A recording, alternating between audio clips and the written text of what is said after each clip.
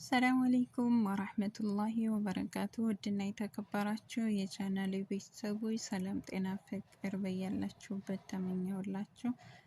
ለቤት አዲስ የሆናችሁ ሰብስክራይብ፣ ላይክ፣ ሼር በማድረግ ቤተሰብ የሆኑ እንዲሁም በየቀኑ የምለቀው እንዲደርሳችሁ የደወል ምልክቷን መጫን እንዳትረሱ። ለሌላም ሰው እንዲደርስ ላይክ ማድረጋችሁን እንዳትረሱ። ኢንሻአላህ ለዛሬ ያመጣሁላችሁ ግጥም ናት። የግጥማም ስለ እናት ናት። ያው ትንሽ ያው ይገልጻታል ብዬ ያሰብኩትን። በነገራችን ላይ እናትን በምንም ቃል ልትገለጽ አትችልም። የእናት ውለታ በጣም ከባድ ነው።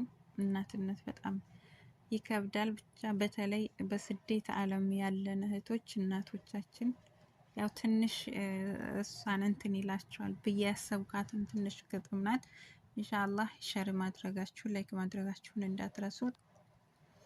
የግጥሜ ርዕስ እማ በናፍቆትሽ ትላለች።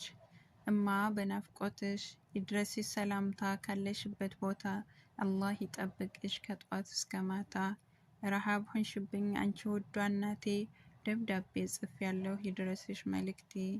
እማ ያኔ በልጅነት ካንቺ ጋር እያለሁ ያለ ቀድር ሆኖ ድንገት ተለያየው፣ ዛሬ በናፍቆትሽ መከራዬን አየው።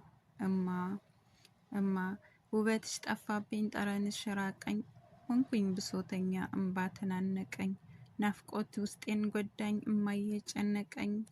እማ የጠቆረው ፊትሽ የተበሳቆለው፣ የበለዘው ፊትሽ ማዳት የለበሰው፣ ላንቺ ብለሽ አይደለም አውቃለሁ ለኔ ነው።